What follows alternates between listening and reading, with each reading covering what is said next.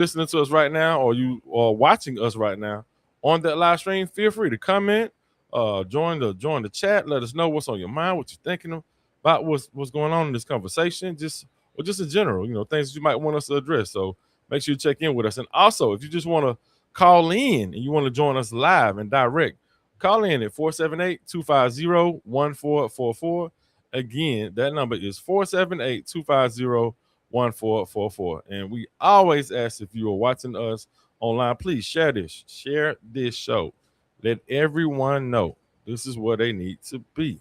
Okay? Share this. Share this. One more time. Share this. For sure. So Tia, she always has the wonderful news of whatever's happening around here, That's around right. these parts. That's right. So I want to give a big shout out to Humanitarian Gang for their fourth annual back to school giveaway that just happened this past weekend. Big shout out to them and for everything that they're doing with the community. Happening this coming Saturday, July 18th, Beyond Taboo Tactical Training is hosting a self defense for college students class from 10 a.m. to noon at the Tubman Museum, Classroom A. Um, the address is 310 Cherry Street. The course is designed to help college students become more aware, prepared, and confident in their ability to protect themselves. Registration is $10 per person. Water will be provided, and participants can register by calling 478-319-1042.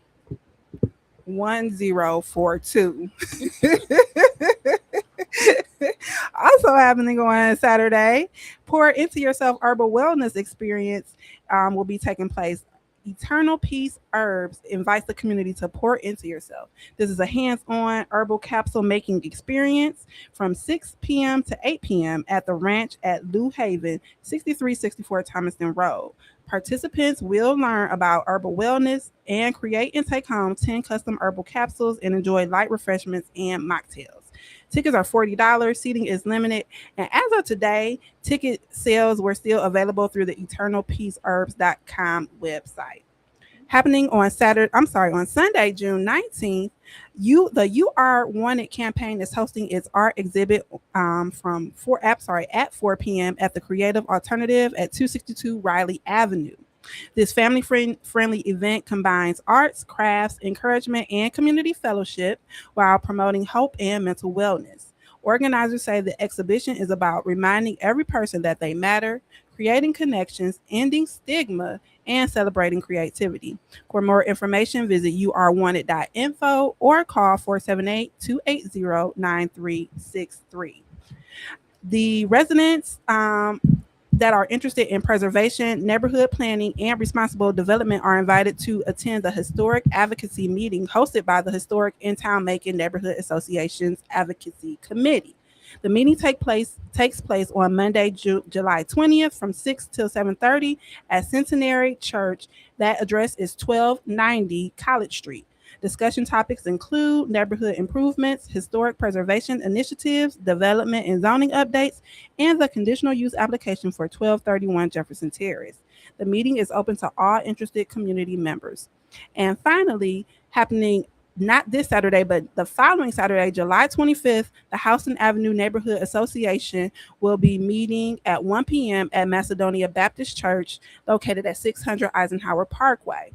Residents are encouraged to attend, learn about neighborhood initiatives, connect with neighbors, and participate in conversations focusing on building a stronger community led neighborhood. And that is what's happening in Macon and Middle Georgia. Yeah. Good stuff. Good stuff. It's a lot of stuff going Yeah. on. And shout out to other neighborhood organizations as well. Shout out to mine, which I represent two of them. That would be Pleasant Hill Neighborhood Organization. And I'm also the president of the West Side Neighbors United Neighborhood Organization. And we just had our neighborhood meetings over the past week. So ours, which would be West Side's, was yesterday at Great Design Hill Baptist Church. And then Pleasant Hills was at the Booker T. Washington Center this past Saturday. And That's so correct. if you're not attending these neighborhood organizational meetings, I'm telling you right now, you are missing out on some really important conversations that have been had, some really good networking that needs to be had because we need to continue to connect with one another as a community. A lot of times we're so busy saying what needs to be done, how it needs to be done, but we're not building the table or at the table. And a lot of times, we get so caught up in just needing to be at the table, meaning we need to go outside our communities, or we always say, hey, well, you need to go downtown to connect with your local officials and this and that, which you need to do. You absolutely need to do it. But we need to also be building our tables, meaning we need to start from where we are. It's an inside out approach. We need to be in the communities building from where we are. And so when we go to our elected officials, or when we go to the government, we already have our ask. We know exactly what we need in our communities. We have a list and priorities that we have. And we also, more importantly, we can come with a unified voice. That's So right. we're not just coming in there by ourselves screaming and then saying, "Oh, we're just doing a lot of complaining," or what have you, without having the backing and the support of our community. And that's so important right now because a lot of I'm gonna tell you something. I've been saying a lot lately, though. Too. You and I have talked about this before, but I see a lot of the people who are advocating for things, and they are so-called I guess people that are complaining about stuff that's happening. That's right. They get more flack for talking about what's happening or things that they feel like are adversely affecting their lives or the community than the people who are actually doing those things. And that's a huge problem, right? It And is. so I think that is a multi-faceted thing, though. That's not just on what I just spoke on, the community or people not doing what we're supposed to be doing as a community. I think it goes both ways. I'm also challenging uh, people who are in these organizations or in these elected seats to also be in communities and have some empathy and actually understand what it is to engage our communities. Because you and I, we talk about that a lot, where we've seen a lot of organizations or people who doing the community work blame what's not happening in the community just solely on people in the community. Right. And that's a problem. That's a huge issue. And what do you think about that, though? Seriously, because that's a whole conversation in itself. I know we can't talk a whole lot about it because we got to have our guests come on. That's right. But I do want to get your thoughts on that real quick. Just for me personally, and I'm gonna be as brief as possible. I think that everything goes both ways when it comes to accountability. I've seen people speak on just specifically Black and marginalized communities, continuing to blame the quote unquote white man and public officials and things like that. But I think that we can't forget the history of what has happened in this country and Mhm. how it has perpetuated some of the effects that we still see today. Now, granted, there are people, we do all have agency and we should have self-determination, but we are fighting in an oppressive system. And I think that can't be taken lightly. And we can't put everything on this pick yourself up by your bootstraps approach. We have to understand that in order for things to get better collectively, not just for certain individual people, that there has to be a change in the system. And that change starts with people, attending these meetings, being advocates for themselves and their neighborhoods, standing up, speaking up, and being engaged. Like you said, the empathy and all of those things, they matter, because without that empathy and without that compassion, it's easy to blame the people who are the most affected and the most impacted, and the people who don't feel like they have a voice because for so long they haven't had that stool or that mantle to actually speak up and speak out. So Absolutely. we definitely have to have that both and approach and understand that yes, we have agency, but there are things that systemically are affecting a lot of what is happening in our communities. That's right. And I like to end with this.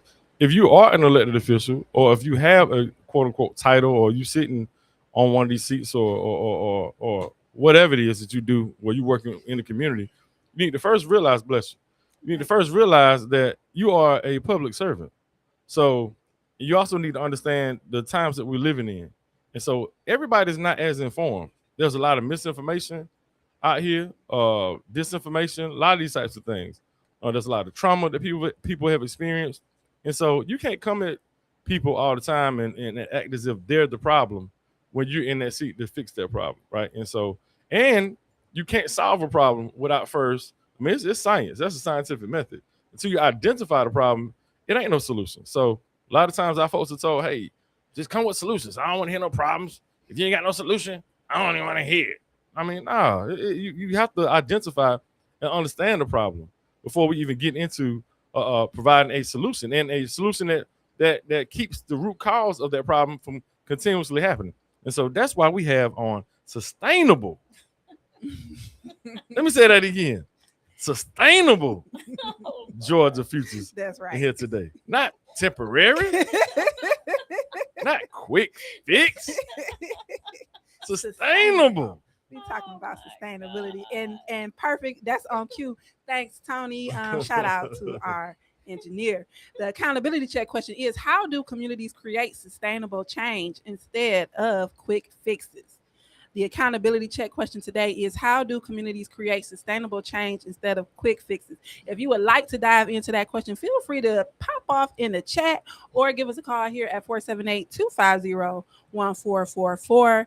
LJ and I have spoken a lot, and we want to get right into this conversation. So I'm going to welcome on our guest, the founder and executive director of Sustainable Georgia Futures, Ms. Adrienne Rice. And also we have Andrew Barnes. Andrew, I'm sorry, your title. If you could share that with the people, your title here at Sustainable Georgia Futures.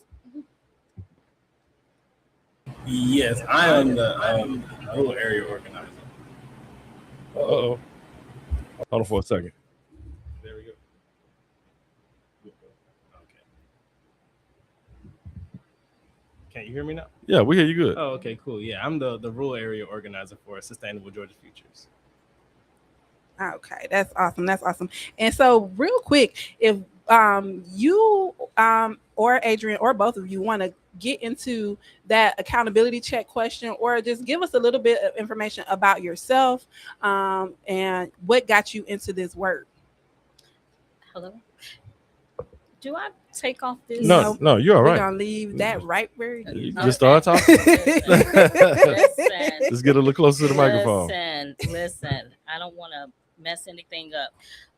That was so interesting what you two were talking about when you were talking about accountability. And Tia, you and LJ was really getting into, you know, the point about, a lot of times when we have folks who are, I'm thankful that people are even motivated to go and to complain, because, the point of a lot of divestment that are in our communities and the point of a lot of the things is to suppress your voice. Right. So I am happy whether, it's received or not, that people finally got up and said something. And what I feel like our role as a part of the community is to surround and protect those folks and to make sure that their voices is heard by building power. And that's Right. what, we're really talking about. And I don't know, Drew, if you want to had anything to add to that. I think you covered it, but it's the difference between like a quick fix and sustainability is I guess the difference between mobilization and organization. A lot of people, will think that they're gonna solve a problem as long as people are upset and outside and doing protests or what have you. But that is just that's just like a quick burst of inspiration. But we need consistency, and you do that through organization, and that's how you actually get sustainable change. That's right. It's like and when I do, so my background is, I'll just tell a little bit about myself. I have more than 20 years of organizing throughout the country, different parts of the world. But I was born and raised in Chattanooga, Tennessee, and Atlanta, Georgia. I was raised between like two aunts and an older brother and his wife. And so just going back and forth. And so I wanted to come back home to Georgia. I wanted to come back home to the South. I got sick of organizing in other places. And honestly, when it comes to the South, these big organizations and these big corporations, they don't want to do that type of real work in the South. And so, God had blessed me that I was able to go out and acquire some skills and to bring back to my community. So instead of waiting on someone to come to our communities and first of all treat us the way that we deserve to be treated. Right. You know, why don't we just do that ourselves? So that's really what it's about, and that's how you sustain movements. Is it has to come from the community. It has to come from the people who are on the ground. And Drew is absolutely right. Like, mobilization is good, but mobilization has its place. And so speaking out is good, but speaking out has its place. You have to, especially us people of color, Black people in general, we have to be strategic, right?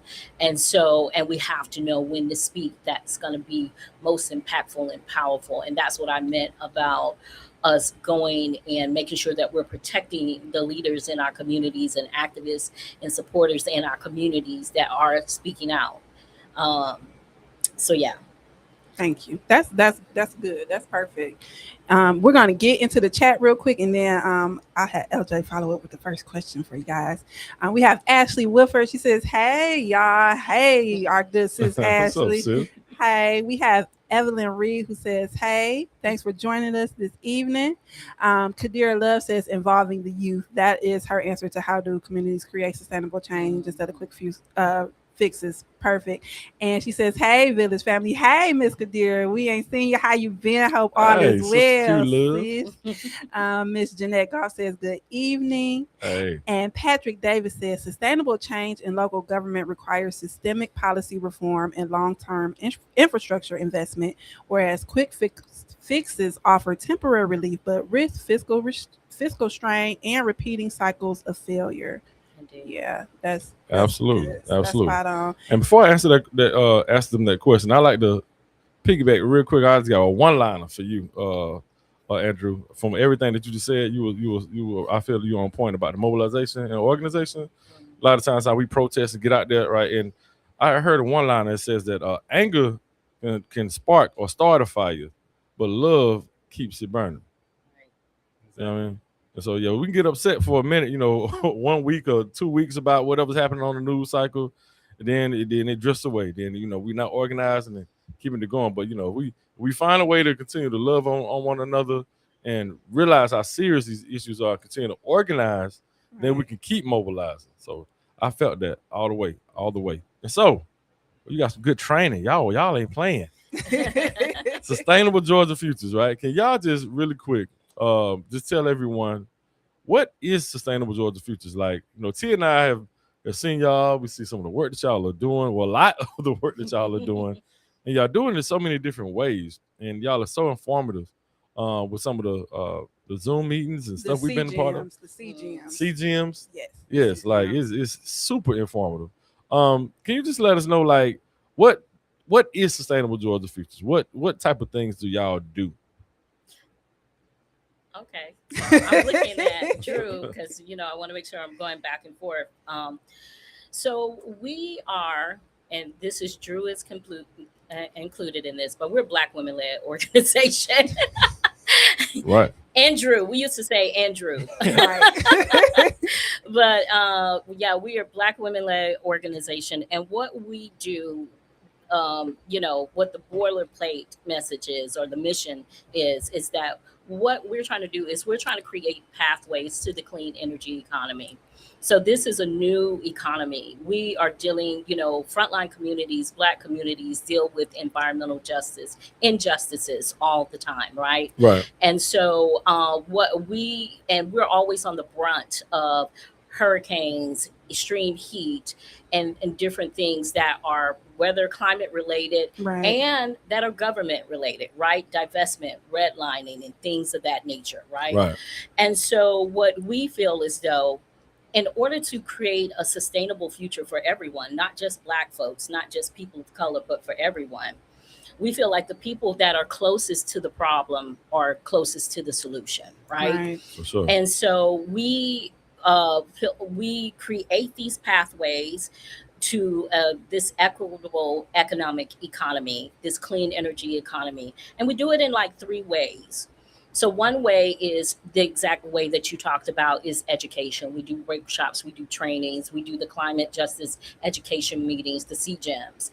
And monthly we do that because we want, our communities to be aware of the things that are happening out here and know the language, right? Right. That comes along with it. So we do those on a monthly, but we do workshops and we do trainings as well. So there's an education component to what we do. Then the second component to what we do is like a workforce development. And so with the workforce development, when you think about climate change or when you think about environmental climate justice or anything like that, or climate change, anything that's dealing with jobs that have to do with that is usually dominated by white, middle-aged white men, right? Hmm. So we're thinking in particular like solar, EV, anything dealing with geothermal, wind, anything that has to do with energy or anything with the climate, even nonprofits, right? Even, any organization that is set forth to remedy the situation is usually white male led or white led, right? So when we do our workforce development, we do it in a couple of ways. So Tia, you are a part of the Green Fellows program. Yes, I That was. that is one of our programs. So it's a Green Fellowship, and then we also have a little closer to the mic. Uh, the Green Fellowship program, which we let people is intergenerational. So somebody said the young people are going to help lead the way. Right. We You can be 18 on up. We just don't take anybody in high school because we don't have the insurance for that, but 18 on up. So we've had people from 18 to 68 on that's been a green fellow, right? Right. It's like we bring you in for 7 weeks, we pay you because a lot of times we feel like when we talked about it earlier about treating how to treat our communities. Our community is out there working. Right. They're trying to do whatever, and if they're taking out time even to learn something, it is their time, so we want to pay them for their time. And then we introduce them to industry professionals. So that's one of the programs that we have. The other program that we created was a pre-apprenticeship program. Now, we worked in Atlanta with the city of Atlanta around weatherized ATL. So we see this extreme heat that's happening right now throughout the country and different parts of the world. Like in France, you got hundreds of people that have died due to heat related issues, right? And so with our pre-apprenticeship program, it focuses on weatherization of the home. So we're thinking about homes like, and in our homes, we have a lot of divestment. Right. So looking at programs, we worked on a program with them and created the pre-apprenticeship out of that. And that pre-apprenticeship, we help you get some certifications, like your OSHA certifications or your building and trade certification. We helped several folks in the community to get that. And that pre-apprenticeship is also a paid program as well. So we're paying you to get certified and to get connected to the industry. Right. So that's our workforce development way that we do it. And the last leg of the work that we do is organizing. We cannot do any of this work. Nobody is going to automatically want to go out and invest in our communities. But one of the things that they're good at doing with our communities is extracting and exploiting, our pain and our anger. Right. They are really good at that. Okay. So just like what LJ said in the beginning, we have to be ready and be organized so that folks cannot take advantage of that anger and that justified anger, right? That we have in our communities. And so organizing is so important, and that's why we're so happy to be on here today. Thank y'all so much for inviting us so that we can talk about this massive campaign that we are doing that is needed, and we know we can do it because we know that the people in Georgia, the folks in Georgia are so beautiful, so wonderful, that we're going to be able to make this goal of reaching 100,000 people and engaging with them. And so, and that's the last leg of what we do is organizing. That's awesome. So, y'all, those three legs were education, workforce development, and organizing, and it's awesome. And I just want to say, because I was in the Green Fellowship in 2024, and one of the things that I love so much about that fellowship is the combination of social justice and environmental justice, and understanding how the two are connected or are interconnected, because we don't, for a lot of us, even though we may have some basic or surface level history, it really goes in depth into how the history of a lot of the movements in this country were affected or because of Black people really stepping to the forefront and doing the organizing and being mobile and getting out there and making change occur in their respective areas. So I just loved it. I love what you guys are doing. And I want to ask you, because you did start talking about the 100,000 Georgia's campaign. Can you explain, either of you, explain what it is and what problem it's designed to solve? And then, Drew, for you, I want you to just say, let us know why was Macon chosen as one of the beginning locations to kind of start this campaign? Okay, so Drew, she let you off because I was going to see if I was going to have you to do it, but I'll do it. Okay. So the 100,000 Georgians campaign. So let me tell you how this campaign came up, right? So we are a nonpartisan organization, but we do, we can go in and talk about issues. We focus on the issues, but you have to have policy change. I think it was something in the chat that was talking about policy and things of that nature. Right. And so we came up with this campaign of engaging 11 counties or communities, hub cities throughout the state of Georgia to, first of all, create and build out leadership development teams. Okay. And these leadership development teams are central because they are who we would go to if, say, like, you probably won't know who Georgia Environmental Finance Authority is, but funding comes in, let's say for the environment, it comes through that authority, right? Right. In the past, they have come to us and asked us to give out grants that was going to go back to the federal government. We're trying to build up leadership development teams throughout in these 11 spots so that if funding comes through, like there's rebates that are out there right now, home rebates for people that can get through this, Right. that this body of folks will know about that. So that's the first thing, right? So we want them to be connected in all of the good stuff that's coming in. And a lot of times our communities, they miss out because they're not engaged and they're not connected. Right. So that's first. Second is that people have issues. So we want to identify some issues and have a campaign in each one of these 11 cities. So what is that going to do? That's going to allow community members to see how a campaign is ran from top to bottom with these 8 to 10 leaders and the community being a part of it and exacting change, right? So, and we want to do that, and we want to be connected. So, like in places like Macon, we're not just talking about Macon, we're talking about Warner Robins, we're talking about Fort Valley, we're talking about places in and around Bibb County, right? And we want to connect with over 10,000 people, right? And as things come through, as issues come through, then you're ready to be connected. And if we're connected and we're educated in these ways, then it's going to be harder to get over on us, right? And if things come down the pipe, like, I don't know if y'all are familiar with the Inflation Reduction Act that the Biden administration put forth, right? Right. That was $3.1 trillion, 3.1 or $3.2 trillion, right? Georgia got billions of dollars, not 1 billion, billions of dollars. And with that money, those billions of dollars, 40%. So there was this executive order called Justice 40. 40% of that funding had to go to frontline communities, Black communities, brown communities, communities that deal with environmental issues, right? So 40% was the base, but it had to be, it could be above.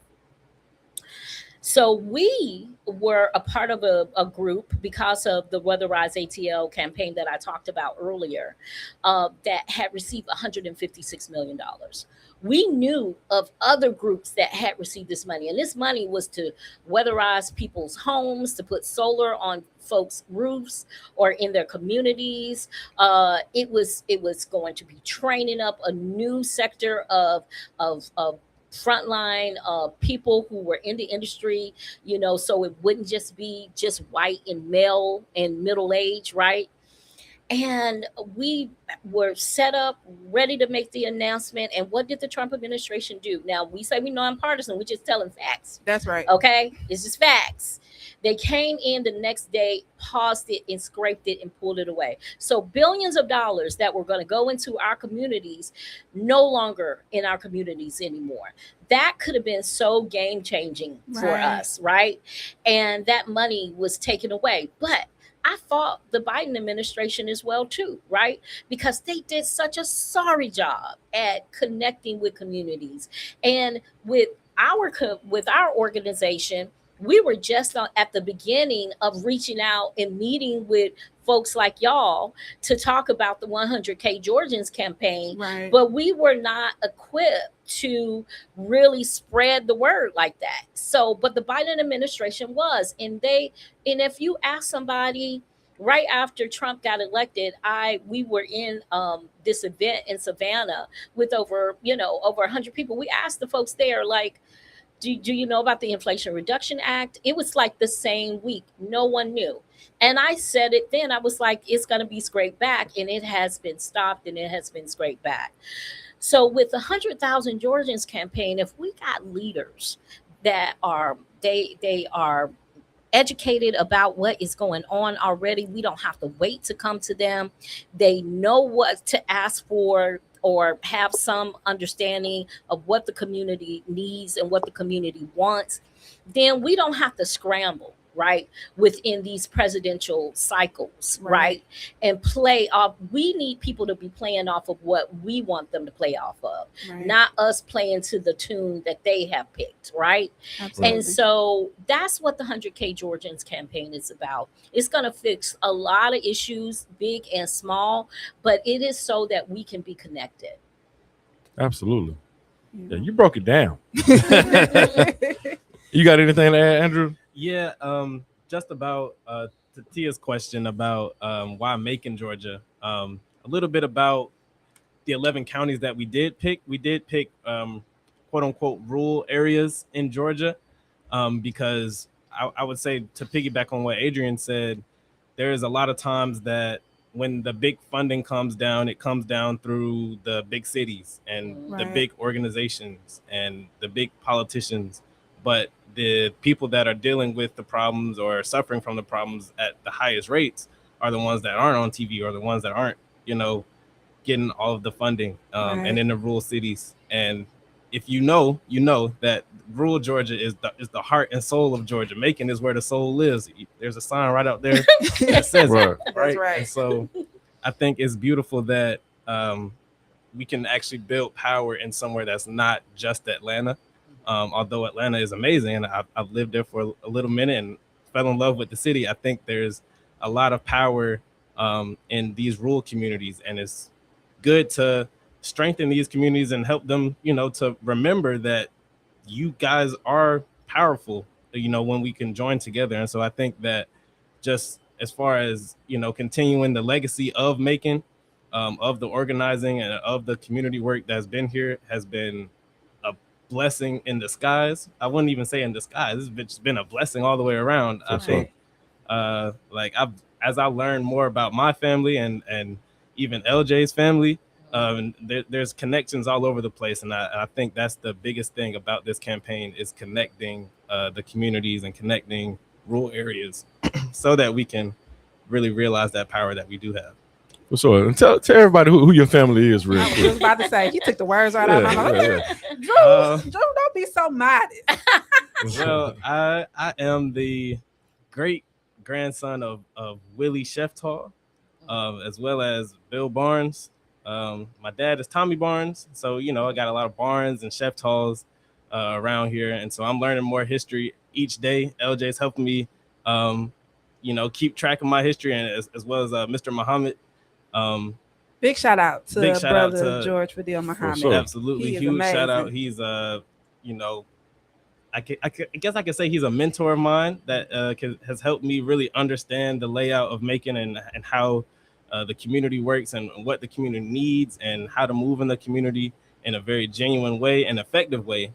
And if you don't know, he organizes like the Juneteenth festivals and things like that. And Yes, so Kwanzaa. Yes, is- he is awesome. the list goes on, right? And so I think it's just been a pleasure being able to tap into that and be a part of that as we continue to build our chapter and build our presence in Macon with Sustainable Georgia Futures. Right. To make it plain, too, on top of that, his family, his Mr.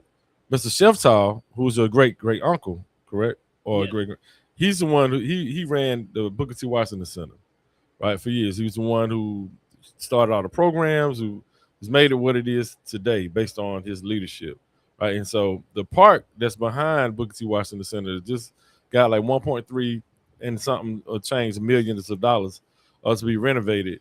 It's going to be named after Mr. Sheftall, Woodsby Sheftall Park. So that's the namesake of this new park, which they're going to do the commemoration event on September unveiling. Yeah, September 15th.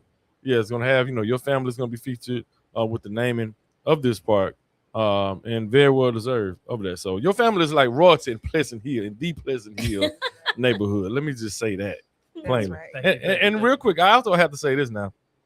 That Macon technically is not a rural area. We know. That's why I did We're that. considered That's why you get the urban. folks. Yeah. That's So why I'm you just get for our listeners, when y'all hear that word rural, outside of Macon, Yeah. is rural. Twiggs County, Peach County, those considered rural areas, but Macon technically is not. So that's why we miss, a lot of funding. I guess it comes down the pipeline for some of this stuff too. Yeah. And then when we are using the word rural, we're not really considering, we're looking at Macon as a hub, right? Right. Right. But you are a hub for the rural counties that are right. connected to it. With the leadership development teams. And we'll just let you know that Tia and LJ are on the leadership development team Oh, most Yeah. that's definitely. here. But we do have people that live in Fort Valley Right, that is right. on the leadership development team. Right. I think we have somebody from Warner's Robin that's on the leadership development team. So we have the hubs, right? But then in those areas, because we do want to reach out to a lot of the rural areas and not just the major cities, right? Right. For sure. And shout out to our folks that are in the chat still. Miss Athea Van Zant. That's my sister. What's going on? She says greetings to the room. Miss Renalda Scott, Hey, the Ronaldo. chair, Madam Chair. She Madam Chair. says hello everyone. And my auntie Tina Denard. She says that's amazing. She was Yes. saying that when you were saying some stuff, Adrian. Yeah, when you were going over the pathways to a clean energy economy, she said that's amazing. So yeah, thank you so much for all of that information. And then I do want to ask the next question. What qualities do you look for in people who want to become part of the leadership development team, and why is local leadership so important to this model? Oh, that is such a great question. I actually do a training on leadership, right? And a lot of times when we, especially in certain communities, when we think of leadership, we think of bravado, we think of the loud person, we think of that is leadership, right? In your face type. But it's different ways to be a leader. But what the qualities that we look for is, if you say that you are a leader, then there has to be people who are following you first off. Right. Okay. So, as we are building up these leadership development teams, we have tests that we have the LDTs do, which is one-on-ones and house meetings. The other, qualities that we want is for people to actually be of the community. So if you're a leader, you have to demonstrate that you are already doing things in the community. So if we come to you and we say, you know, we have this grant that this national org that came to us, we want to be certain that number one, you're not going to do anything shady with the grant. Right.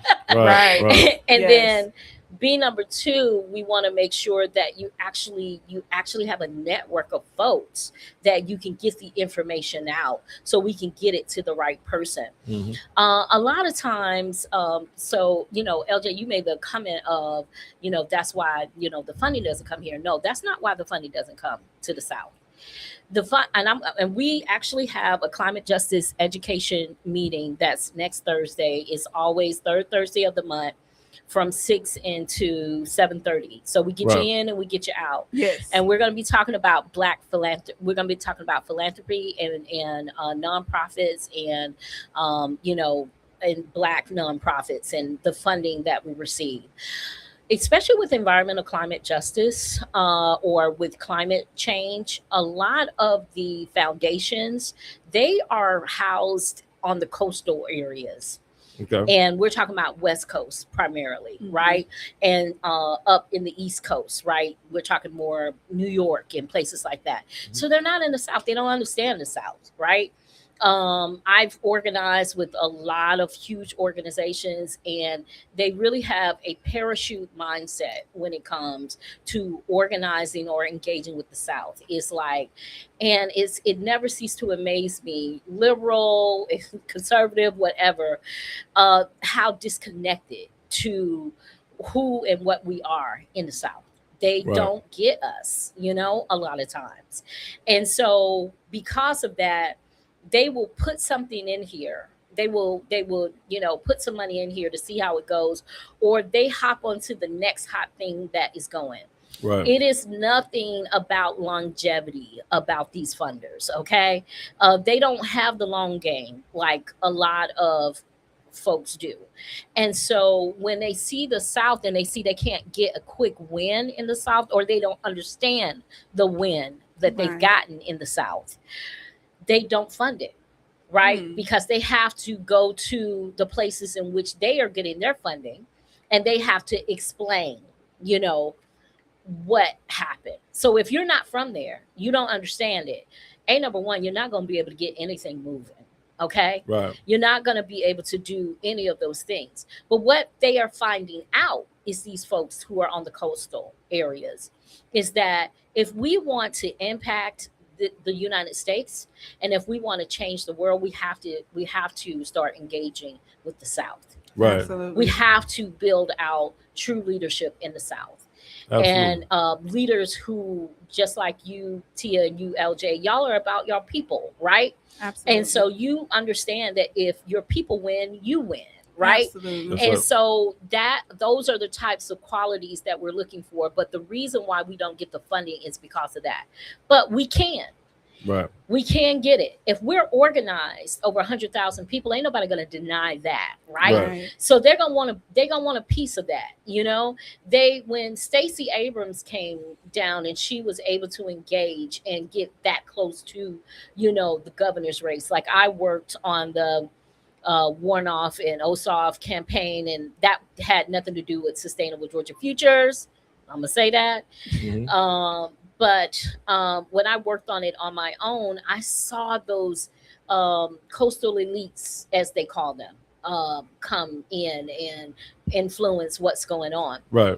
That's not going to happen to us because we already have our leadership development team. So they're going to either have to listen or not listen. Right. But then they're going to be able to see how they can move. You know, we want the things that they want, but we want it in our way, right? It has to work for us, right? So that's what's happening with the funding. It's like Right. that's the issue. And so one of the ways we're going to flip that on its head is that we're going to build our own power. We're not going to wait on them to give us funding and resources to build power. We're going to build our own power. That's right. That's right. Well, thanks for teaching me, ma'am. Excuse me. Yeah, I was just I was briefly trying to just speak on. I guess I wasn't as detailed as you were, and how sometimes we get they misconstrue like Yeah. what's us. You know what I mean? Like Yeah. people come to Macon and say, "Oh, that's just the country." You know what I mean? Yeah. And that's relative based on Mhm. how you look at it. And not realizing that Macon has 160,000 people, here, Yeah. and then even with us, a lot of times how we treat our city, we can be a big city or a small city, depending on how you look at it. But, we have so much potential here at the same time. And so we just 100%. glad that people like you that are here to help us understand, how to acquire this funding, how things are done outside of our region, and you just have the experience to help us to navigate this difficult time that we in right now. Indeed, So indeed, we appreciate you. indeed. And looking ahead now, we got like about 10 minutes left. We have a couple of folks in the comments. For one, let me go ahead and see what they're saying first and foremost. Joe Booz, my brother Booz. Hey, He says, brother. "What up, village? What up, village family?" He also says, "Mr. Sheftal is a legend in making Wow. workforce development and community engagement. Wow. Most definitely, most definitely." I appreciate you saying that. Yeah. But Mr. Patrick Davis, I guess he's asking a question. And Okay. like I said, we only have 10 more minutes, though, right? But he says, how can our current local county commission here and Macon Bid participate in providing sustainability solutions? Can a new Macon Bid mayor in 2028, along with other potential commission candidates, assist or put forth a platform that will push this sustainability agenda to help urban communities achieve climate justice? Localized and systematic actions must be prioritized. Additionally, being able to ensure local decision-making processes include the residents, which allows the most affected by environmental policies and help shape neighborhood level solutions. What are your thoughts about the following suggestions? One, expand urban green spaces. Two, invest in clean, affordable transit and implement anti-displacement policies. Three, improve climate resilient infrastructure. And four, decarbonize local energy. So my thoughts on this, and Drew, please chime in. Absolutely. So this is the beauty of. Can I make the announcement that on August 8th, or no, I can't say. Yeah, you Yeah, can. so on August 8th, the Macon Leadership Development Team will be having an issues assembly, right? And many of these issues, like expand urban green areas, anti displacement, all of those things, they Right. have come up in these 101s. So, one of the things that we do not do at Sustainable Georgia Futures is we do not go into communities telling them what their issues are. So, what we do is we provide a space where people can come out and say, here are my issues. And so I do think that you can address all those things with the right mayor, with the right commissioners. But I got to be honest with you, a lot of this stuff is not going to change until you all have some serious power. So if you once you all engage folks, and you can say that I just don't have myself showing up, I got 1,000 people, I have 5,000 people, I have 10,000 people, and we're not telling people how to vote, we're telling people to vote your issues, right? Right. um and I vote, and I know of people who can vote. And even if I can't vote because I'm a returning citizen, I will turn out 10 people in my place to vote. That is when people begin to listen. Okay. Right. And we select people, and if we select certain people and they're not doing what they're supposed to do, that's how we hold them accountable. Then, okay, you didn't do your job, so we're gonna fire you the next time. Right. So it has to be that type of relationship. And so, yeah, it's like those issues, I think you could conquer all those issues and more. And more. You got to have the right people. You have to have the right initiatives, and you got to have the right motivation. And I would say is don't wait on these politicians to do that. We cannot. They're political people. Okay, I'm talking strategy here. Okay, they Right. are a piece of the puzzle, Right. one piece. We are the one that is putting things together. We need to quit being the game and being a part of the puzzle, and we need to be the master of the puzzle and put the pieces in place. And we can do that. We can do that. So that's what I would have to say. I completely agree. I think is just a testament to how long Adrian and I have been working together. Usually I would have something else to add on, but I think she hit all the things. I don't think we should have to wait on, politicians or certain agendas or elections to really get out and affect some change. And I think this part of this campaign is going to show us how that how that can really happen in reality. That's right. But Right. everything he said, I think that It's possible. definitely please come to the issue assembly on August 8th. We're That's probably right. going to get started around 10 o'clock. Yes, and we'll have Stay more tuned. information on that. But if y'all can real quick give the website where people can sign up for the CGMs and any other information, and then we can go from there. Absolutely. If you go on Google and look up sustainablegeorgiafutures.org, you'll see our website. You'll see my big head up there. You'll see Adrian's beautiful face up there and the rest of our team. Team is amazing, y'all. We're also on Instagram, I think Facebook as well. Mhm. But we'll And definitely- LinkedIn. Oh, and LinkedIn of For course, y'all LinkedIn. bougie people. Yeah, but those events and everything that they do, I'm gonna let y'all know now, it's powerful, and it is for us. You understand what I'm saying? Like she, you know, she's all articulate and she's professional on here, and she is everywhere, right? But I'm letting y'all know it's soul in this. You know, Yes. it's realness in this. It's integrity in this. Like it ain't no fluff. They don't play. They get straight to it. Thank you Okay. for putting it in the chat. Yeah, Yes. so I'm letting y'all know now that you definitely want to make sure that you keep them on your radar. Sustainable Georgia Futures. They're not Right. going nowhere. This is an introduction, if you're listening right now, to the work that they are going to continue to do in this area because the name is sustainable. Okay, That's right. they're not here for a quick minutes. No quick They're gonna fixes. be here. They That's here it. and shout out to Patrick Davis for putting the links in the chat. Yeah. Also, I know 100,000 Georgians sounds like a lot, but if each one of the leadership development teams gets 10 people at a minimum, and how that can branch out and spread Mhm. out across this great state of Georgia. So if you have any questions, feel free to reach out to me or LJ. Like Ms. Adrian said, we are part of the leadership development team here in the Macon Bibb area. Right. And we can, give you some extra information about it, and also that issue assembly that will be coming up on August 8th. There'll be flyers and more information coming out in reference to that, and we'll make sure that we pass that along to everyone who is interested. Make sure your voice is heard. Make sure that you are advocating for yourself, for your community. All of these different neighborhood organizations are here and available. Shout out to Macon Bibb DMs. Julia Callahan is also in the chat. She says great information What and up, show. Julia? Thanks, y'all. She is the vice chair. Renata Scott is the chair of the Macon Bibb DMs. We appreciate y'all for always coming in and checking in with us. And that CGM is next Thursday from 6 to 7:30. So make sure you check out that website if you want to go ahead and join that call, because they are always amazing. Shout out to Ty, Yes.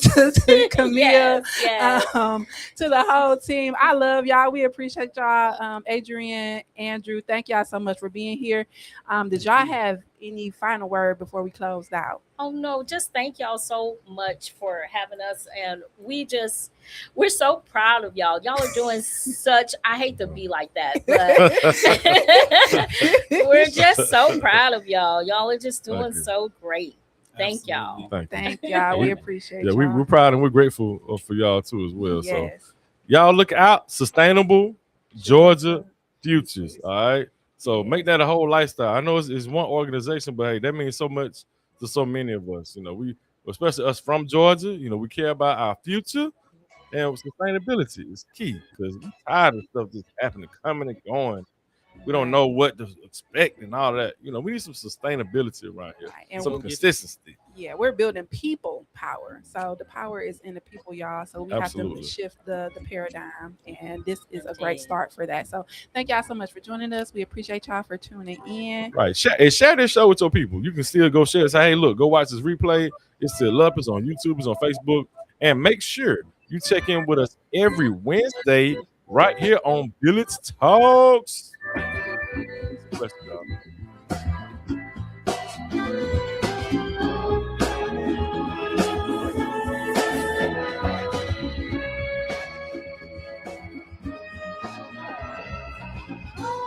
You've been listening to Village Talks with Tia and LJ. Join them live every Wednesday from 5:30 p.m. to 6:30 p.m. right here on the Glory 107.9 FM, 980 AM WDDO. The views expressed on this program are not necessarily the views of the Glory 980 AM, the Glory Media Group, LLC, WDDO AM, its staff, management, or advertisers, but are the views and opinions of the participants of the broadcast.